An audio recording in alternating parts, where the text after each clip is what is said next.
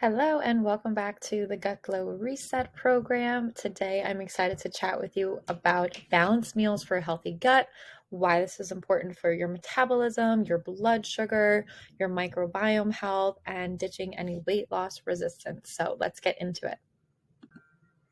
Paying attention to how you balance out your plate with your balanced meals and how you balance your different snacks throughout the day if needed. This is really important for the foundation of a healthy lifestyle. It's important for reducing inflammation, reducing chronic disease risk, such as autoimmune disease, diabetes, heart disease, ditching any problems with your weight loss resistance if that's not been able to budge.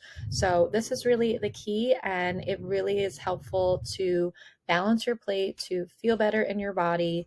And it's very doable with even different points in your life. It's doable throughout the week, it's doable at different events that you go to on the weekend. So, it's a really realistic meal balancing formula.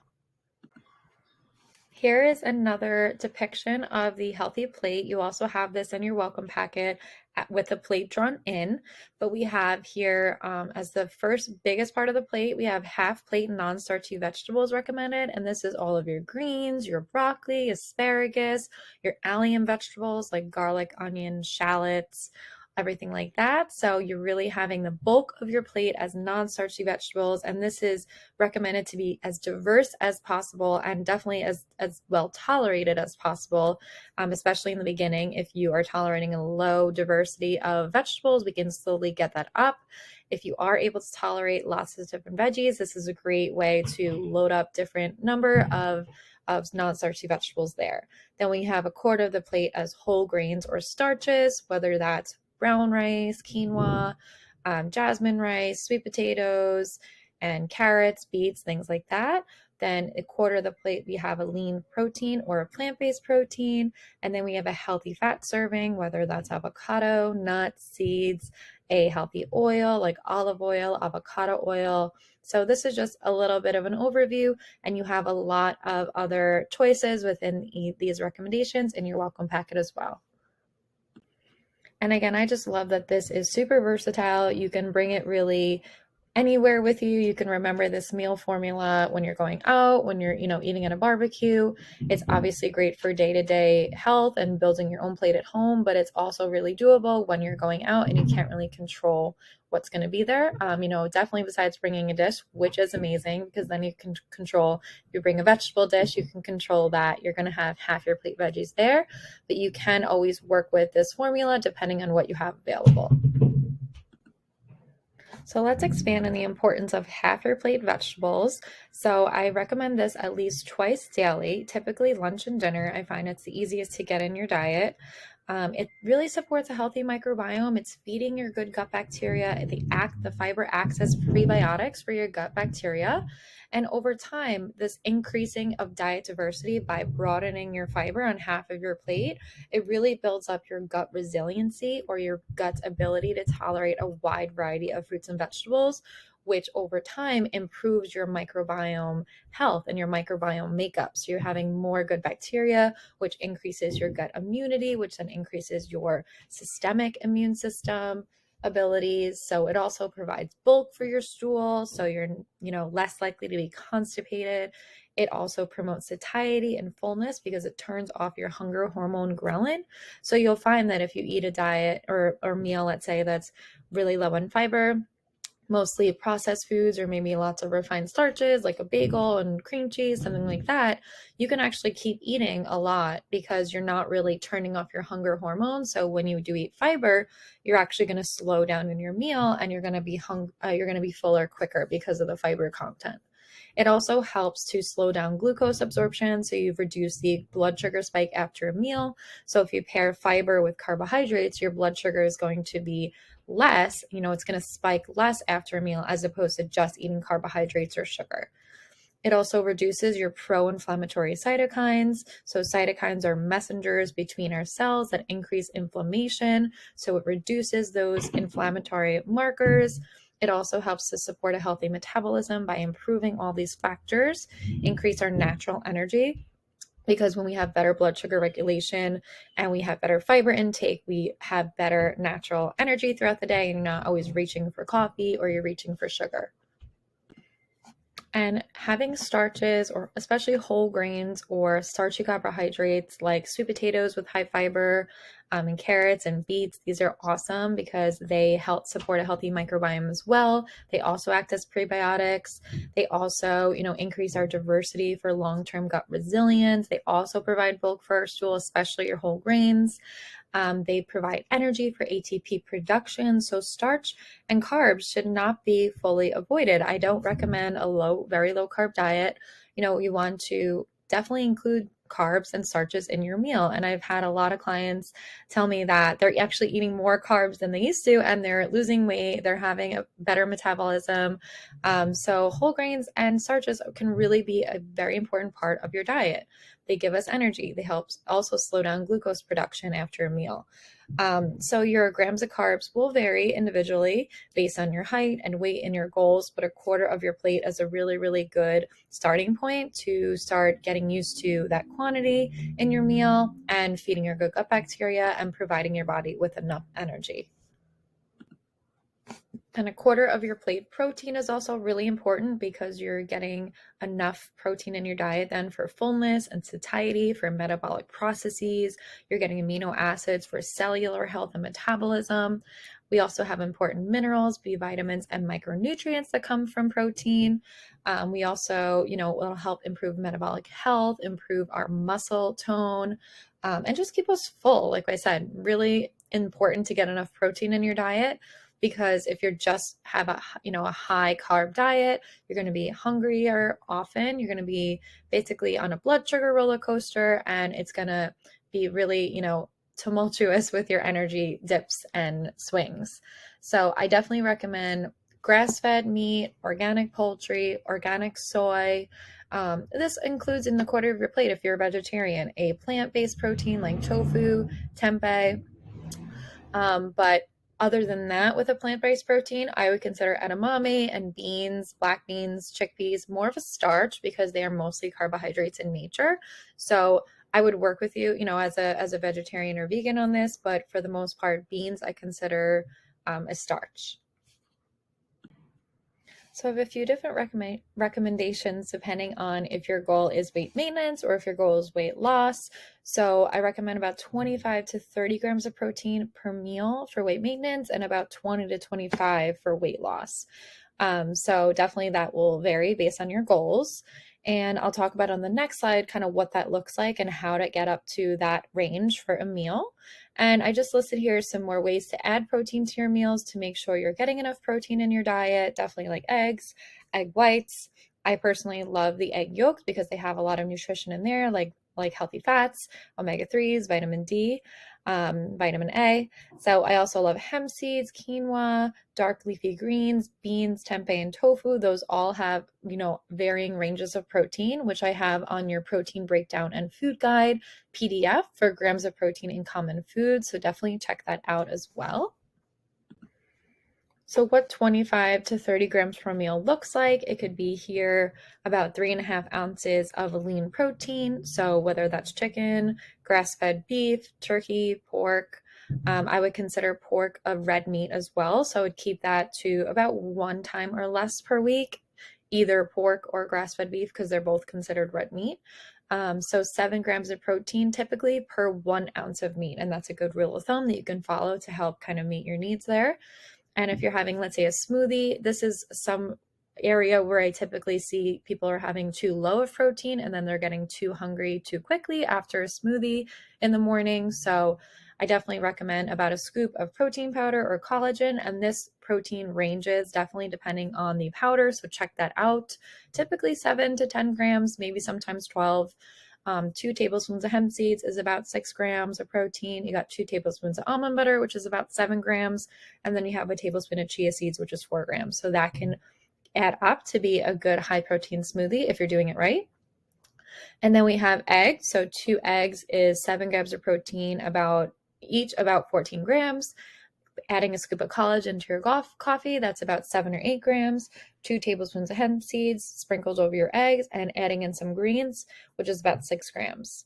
And then if, let's say, you're going a vegetarian route, you can do about 6 ounces of tofu, which is 14 grams, a serving of brown rice pasta, which can be high protein as at 5 grams, especially if you're doing like a chickpea pasta, black bean or lentil pasta. If you tolerate those well, then you can add 2 cups of cooked kale, which is about 6 grams. So there's different ways you can add up to your protein needs. And it doesn't have to be perfect, but you just want to make sure you're getting around this at many of your meals so that you're staying fuller longer and you're helping your metabolism. And it's really important to add in a healthy fat, whether that's a tablespoon or 2 of oil, a healthy oil, like I was saying before, of olive oil, avocado oil, a quarter of an avocado, a few tablespoons of nuts and seeds. So these are really important to, one, promote wellness in satiety, stabilize our blood sugar. It helps to also turn off our hunger hormone, ghrelin. It supports our cellular health because all cells have a lipid bilayer that we need to support. It's really important for cognition, brain health, and memory. Those healthy fats really feed our brain cells, and the brain cells really don't like a lot of blood sugar fluctuation and high refined carb intake. It helps reduce inflammation. It also helps feed our healthy gut bacteria because a lot of those healthy fat foods also have really good prebiotics like avocado, almonds, nuts, and seeds.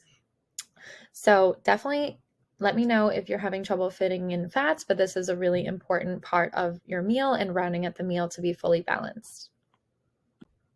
And this is an added gut health tip because I love fermented foods for gut health, especially if they're well tolerated.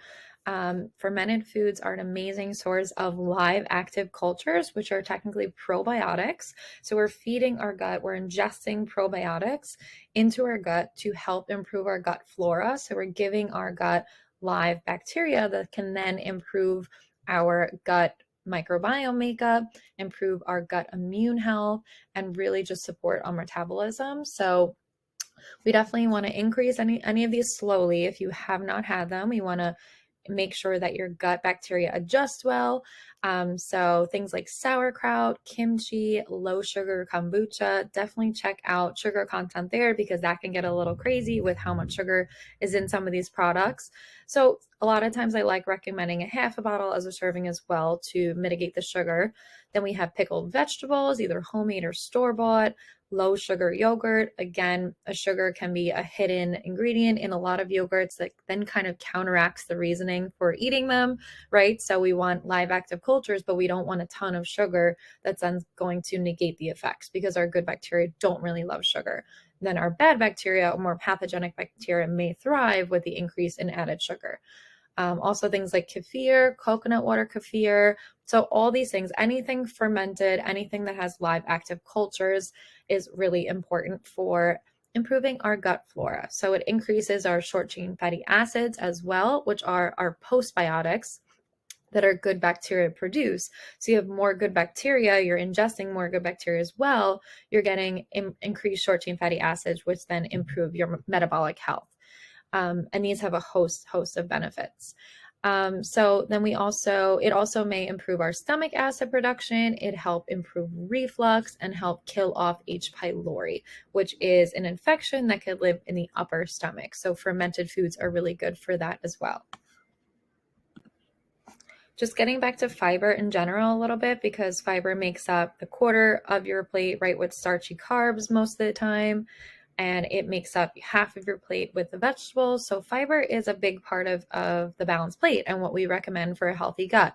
So many of the health benefits of fiber are basically a consequence of them being fermented by our good bacteria, by our microbiome, and then the metabolites that they produce, like I was talking about last slide with the short chain fatty acids. So we basically eat fiber and then our microbiome unlocks that fiber, basically like uses a little key to unlock the benefits of fiber. So if you have, basically a microbiome that is unbalanced, you have dysbiosis, you're not getting as good short chain fatty acid production if you have less good bacteria to unlock your fiber, if that makes sense. So that's why gut healing is so important, because we want to actually get enough nutrients from the food we're already eating and extract the nutrients we can get from our food. So fiber provides polyphenols, antioxidants, catechins, lignans, tannins. These are all different types of words for fiber, and what benefits they all have with the microbiome can be very different. So I just love all these different types of basically forms of fiber that are just really beneficial for our metabolism. And I just want to point out here again why very low carb diets backfire, because carbs are the principal carbon and energy source for our microbes. So we need to feed our good bacteria with carbohydrates. So that's why very low carb diets like keto can backfire, because we're actually starving our good bacteria, and we don't want that. We want to promote the health of our good bacteria to thrive, and we need carbs and fiber for that.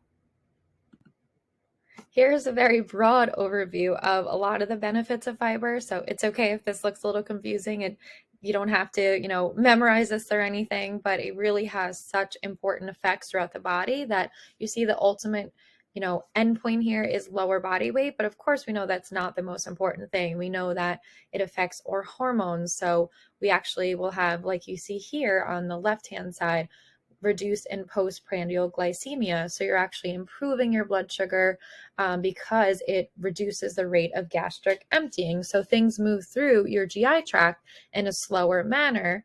So you actually get lower blood sugar, spike after a meal. And then if you see the very bottom left here, you have lower insulin secretion, which means that you have better blood glucose regulation, and that you don't need as much insulin to be pumped into your bloodstream. Insulin is a fat storage hormone. So if you have less insulin being pumped into your bloodstream, then you have less fat storage and you have better blood sugar regulation and more energy, because insulin can shoot your blood sugar down very low, and then you're kind of craving something to get that blood sugar back up, and you become on this blood sugar roller coaster. So lower insulin is a great sign that you have better metabolic health. And the middle column here, we have intrinsic effects. So we have increase in chewing and mastication, basically like it takes longer to eat, right? Fiber, it takes longer to eat a salad than it does to eat, a plate of French fries, because you actually have to chew it longer. So then you have increased satiation and satiety, because you're actually shutting off that hunger hormone, like we said, and your brain is registering, more in a better way that you're eating fiber, because you're chewing more slowly, so your brain has more time to recognize that my stomach is getting full, as opposed to when you eat some processed foods really fast. So then you end up having lower calorie, you have increased fat oxidation, so the breakdown of fat cells, and then you have reduced fat storage, which then leads to lower body weight.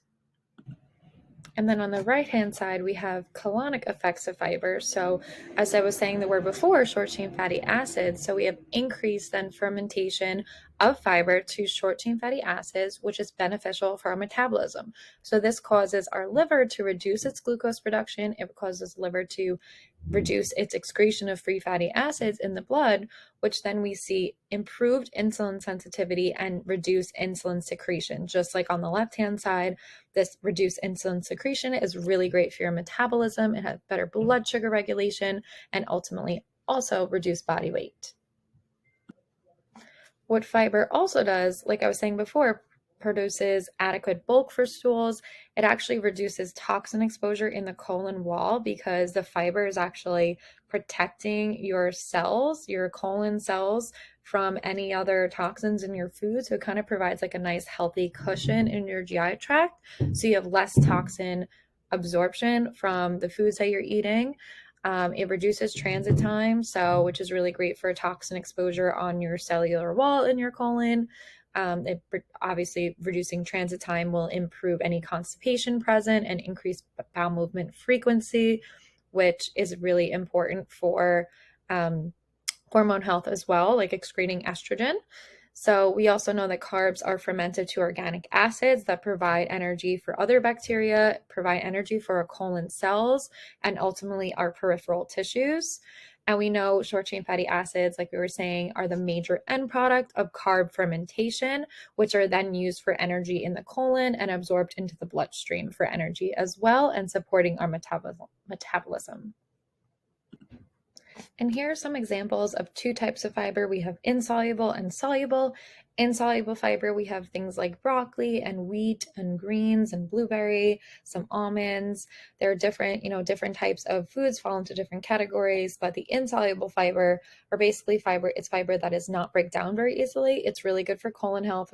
Like I was saying before, it kind of like acts like the broom on your colon, helps sweep things out that are lingering, helps reduce toxin exposure, and it helps prevent constipation, kind of softens stool. And then we also have soluble fiber, which is more oats, carrots, oranges, strawberries, things like that. So kind of helps absorb water, can help slow down any loose stools, which is really important if you have diarrhea or any bacterial infection or IBS-D. You can stay fuller longer with soluble fiber, and it helps our blood cholesterol. It helps expel cholesterol from the body, and it helps improve blood sugar regulation.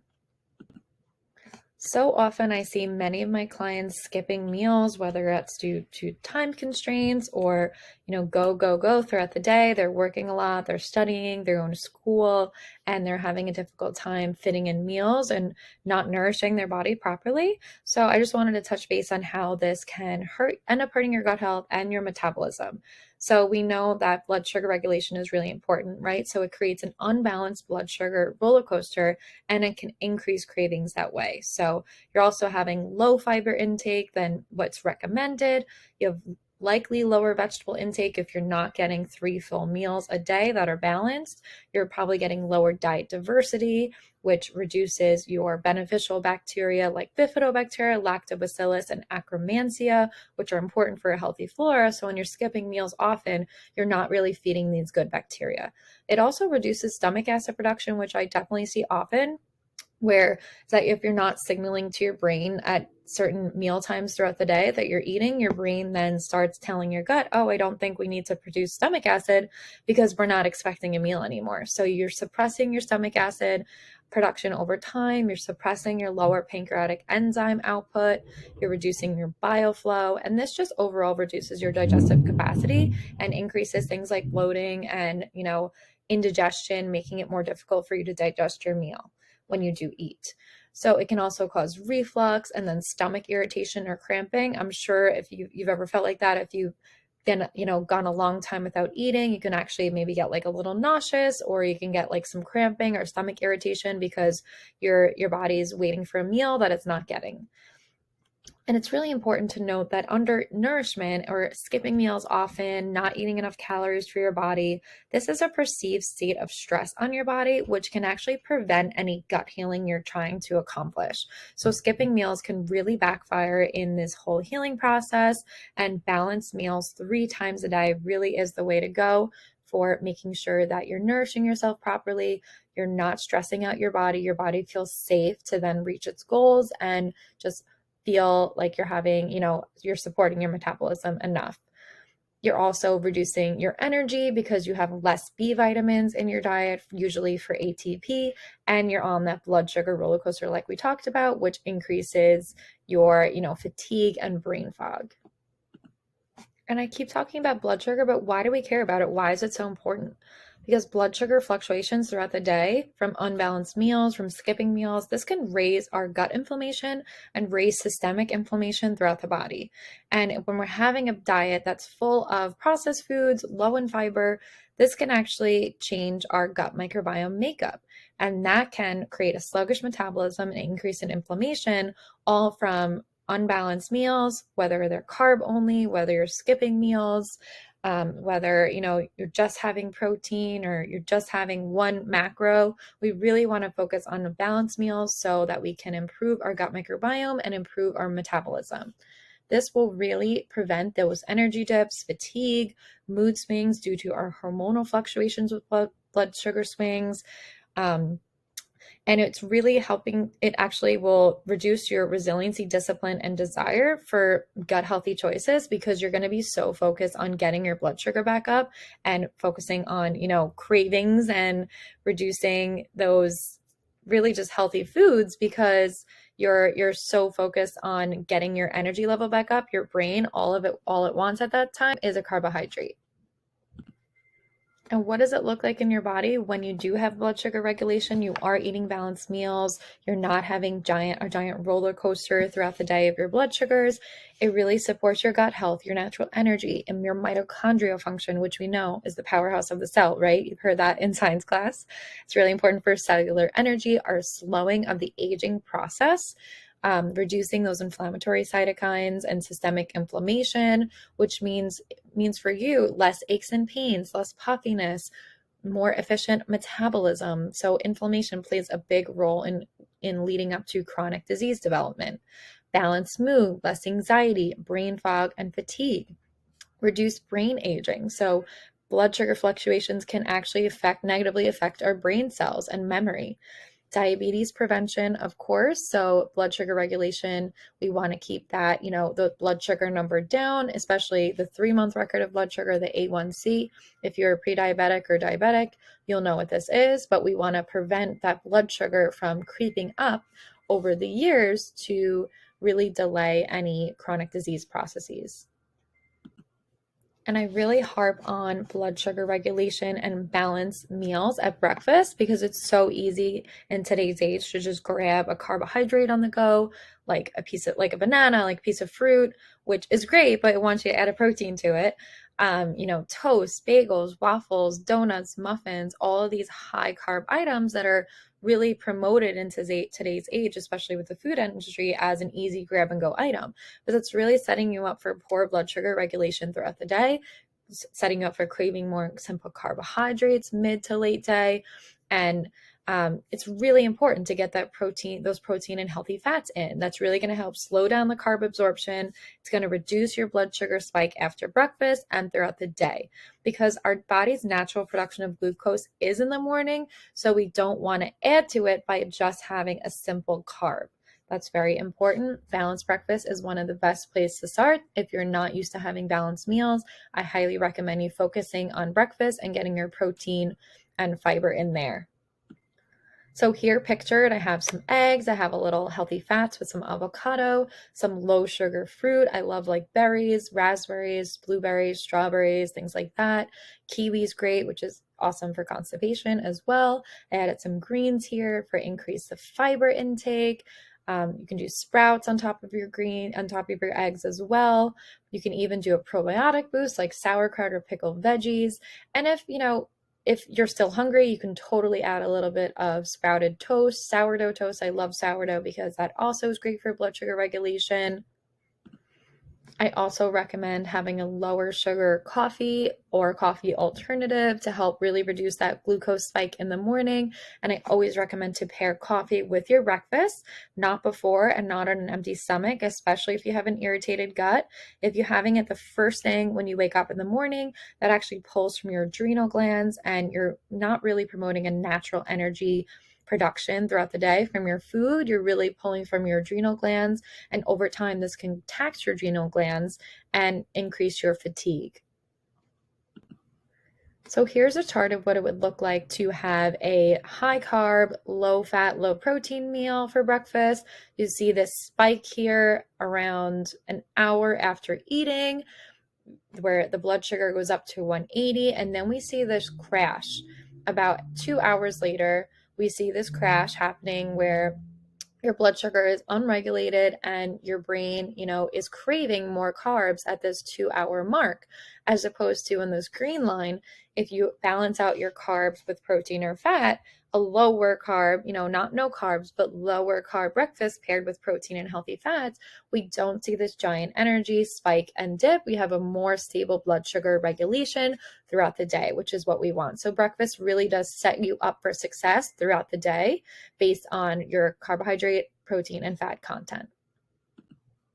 Here's an example of having oats and how to bulk up your oats for higher protein content and staying more full throughout the day and throughout the morning, I should say, and for promoting adequate blood sugar regulation. So what a great thing to do is, it sounds kind of strange, but cooking in some egg whites as the oats are cooking, you'll get 7 grams of protein per egg or egg white, and that really boosts the protein content of your oats.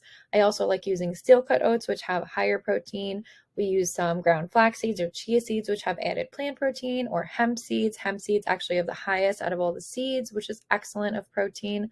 We have almond butter, which 2 tablespoons has a nice serving of protein. You could also add a collagen powder or an easily digestible protein powder. Let's talk about balanced snacks, because these are really just as important as balanced meals, because again, we don't want to promote that blood sugar roller coaster. So it's important to pair any carbohydrates with snacks with a protein or healthy fats to reduce grazing, right? So the more balanced snack you're going to have, the less likely you are to continue to dig into a pretzel bag or chip bag, because you're turning off your hunger hormones when you have a balanced snack. So we're reducing, we're increasing fullness, and we are reducing the weight gain promotion, because we're really shutting down that blood sugar regulation. So when you have carb only snacks, this increases our insulin production. It promotes fat storage more often throughout the day. So things like crackers, cereal, fruit, chips, pretzels, all these things, not to say they're bad foods, but if they're eaten alone without any protein or healthy fat, they're going to raise your blood sugar, and then it's going to drop. And then you're going to see cravings and energy dip, fatigue, and brain fog. So carb only snacks really increase your hunger shortly after, which then may increase your snack grazing, really, promoting mindless snacking and grazing throughout the day. You're providing less digestive rest between meals, which the digestive rest is very important for digestion, because our migrating motor complex in the small intestine, which is basically like our cleaning waves in the small intestine, they clean food out before the next meal. So if you're constantly snacking, those cleaning waves are not moving your food through your intestines properly. So those short windows between meals are really great. If you can get 3 hours between, 4 hours between, this is actually great when you have good blood sugar regulation. You're not really needing to snack that much. That is optimal, so you can give your digestion the proper rest between meals. I definitely want you to listen to your gut, listen to your hunger. If you are hungry, definitely have a balanced snack. Here's an example here of having an apple alone that can spike your blood sugar. You're typically hungrier more quickly. And here, if we pair it with some almonds with some protein and healthy fats, you're getting a lower spike in blood sugar, and you're typically more satisfied until your next meal, and don't typically reach for more carbohydrates or another snack because you're satisfied. And eating this way really helps create a healthy relationship with food. And I find that clients can enjoy dessert in a more basically moderate way without really strong cravings and imbalanced blood sugar. It gives you more control over your choices, and it gives you more natural energy without those blood sugar spikes and dips. So I find that it helps clients create a better relationship with food, because they're not always thinking about their next carbohydrate or when they can get more sugar, because they're having balanced meals that really help level them out and reduce all, those strong cravings. I touched on this before about limiting snack grazing and the importance of the migrating motor complex for clearing out bacteria. And it's also important to note that the cleaning waves are the strongest overnight. So it's definitely recommended to not eat a few hours before bed, 2 to 3 hours, especially if you deal with bloating, constipation, and reflux, because this is the time that the MMC is clearing out, and you don't really want food sitting in your small intestine overnight, especially if you have bloating and reflux issues. I wanted to touch a little bit on reading nutrition labels, because it's important for choosing balanced meals and snacks that you know how to read a nutrition label, so you can make smart choices for your body, for your metabolism, for your gut health.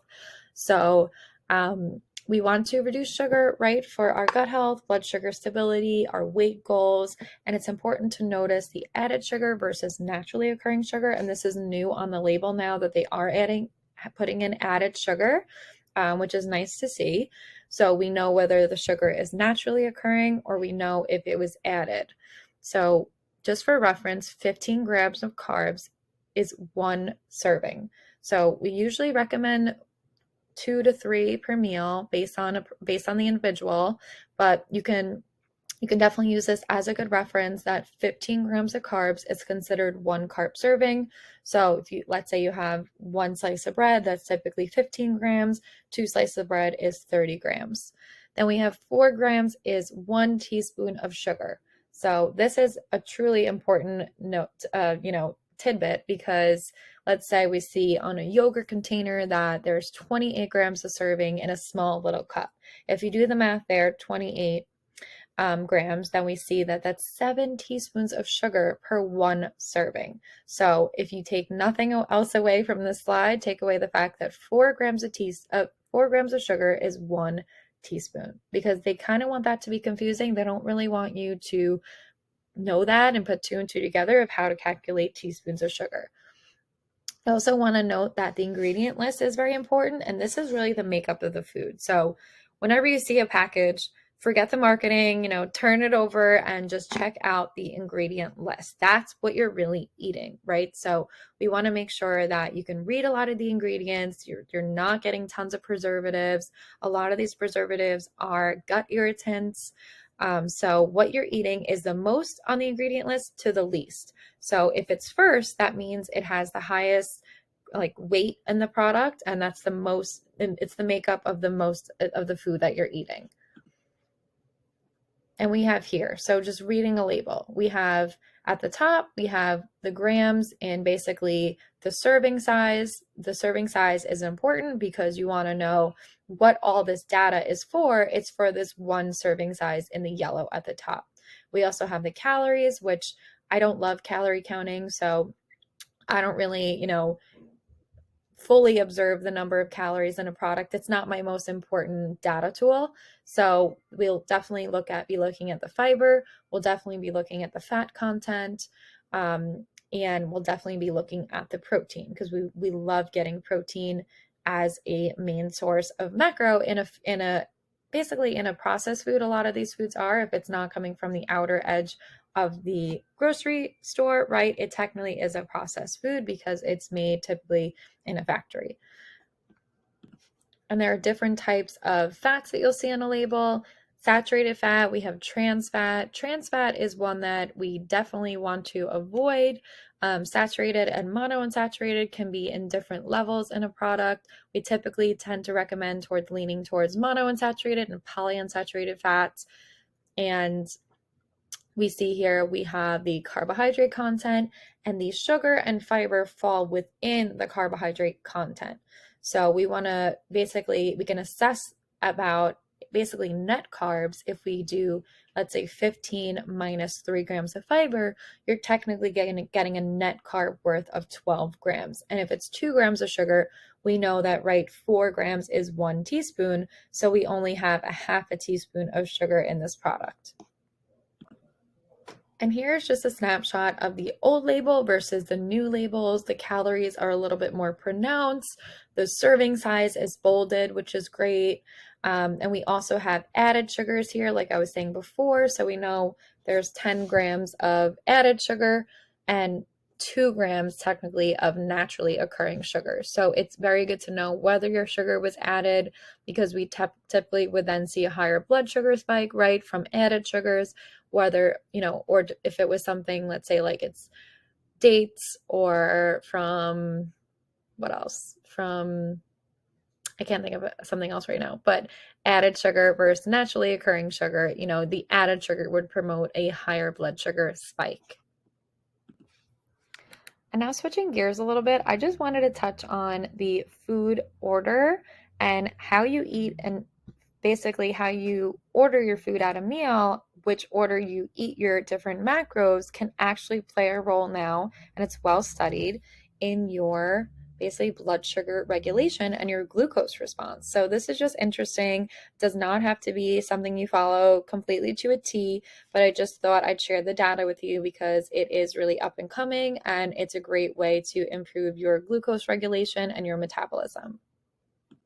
So it's actually found in research that the way and order in which you eat your meals and your types of macros at your meals can reduce your glucose response by actually up to 35%. I need to fix that. It's not 75%. So 1, eating your veggies first, 2, eating your protein and healthy fat, and then 3, eating your starches and carbs or your dessert. So eating in this order actually slows down the rate of glucose in the bloodstream, which is pretty crazy. So again, this does not have to be something that you follow perfectly. Again, it's 35%, not 75, because that would be a little too crazy if it reduced it by that much. But it just shows that eating your veggies first before you're eating your starches and carbs actually slows down the rate of glucose absorption into your bloodstream.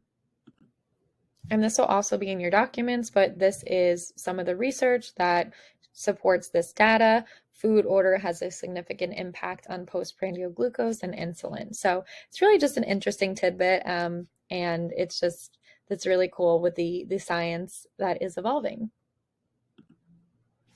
And I definitely don't think of apple cider vinegar as a weight loss drink or a miracle drink, but the research actually does hold up for apple cider vinegar, especially raw and with a mother. And it's been shown in research to reduce blood sugar spikes after a carb containing meal, also by 35%. So this can improve blood sugar regulation, reduce risk of diabetes, improve gut flora, it improves satiety and fullness, it supports a healthy microbiome, improving stomach acid production. And actually, it sounds counterintuitive, but it also can help reduce acid reflux. So, again, not a miracle drink, but it really can help improve your glucose tolerance and your metabolism, as well as support a microbiome health. So, what you can do is dilute 2 tablespoons of apple cider vinegar in a tall glass of water and drink this before a meal. That really contains carbohydrates. Let's say if you're having dessert or a starch with your meal, or you're going out and you're having a higher carb meal than usual, this can actually prevent the post-meal energy slump, reduce fatigue, improve your energy after a meal, and great for your skin health too. So it can be part of your anti-aging skincare routine to use apple cider vinegar. And the research does show how blood sugar regulation and balanced meals are important, because blood sugar dysregulation, like prediabetes and diabetes, there is a strong correlation between that microbiome health and the negative effects of a low fiber diet. We also see low Faecobacterium, Akkermansia, Bifido, Bacteroides, and Roseburia. These were negatively associated with type 2 diabetes. So let's say it was with a patient population who have type 2 diabetes, these good bacteria were shown to be low in most of these patients. So the genera of Ruminococcus, Fusobacterium, and Blautia were also positively associated with type 2 diabetes, meaning that these unfriendly bacteria were elevated in those with type 2 diabetes. So there is a strong correlation between gut microbiome, blood sugar regulation, and diabetes. So there is research to show that the Bifidobacterium appears to be the most consistently supported by the research. So getting that Bifidobacteria up is really, really important for protection against chronic disease like type 2 diabetes. And lastly, just wanted to touch on Akkermansia, which is another beneficial bacteria in the gut. It has been particularly widely studied for blood sugar benefits, metabolism, and weight. So there is a negative association here between type 2 diabetes and this bacteria in human studies, which is important. So high Akkermansia, we typically then see low rates of diabetes, or if you are diabetic or pre-diabetic, we tend to see low rates of Akkermansia present. And Akkermansia can definitely be affected by things like antibiotics, stress, dysbiosis. And Akkermansia love red colored foods. So strawberries, raspberries, cherries, pomegranates, pomegranate juice, beets, beetroot powder, which some of my clients like to sneak into smoothies, Swiss chard with red stalks, and red grapes. So these are just some tips for some red foods to increase to improve your metabolism and reduce risk of blood sugar dysregulation, which is important for your metabolic health and weight loss goals. Thank you for following along, and let me know if you have any questions about this balanced eating for a healthy gut module.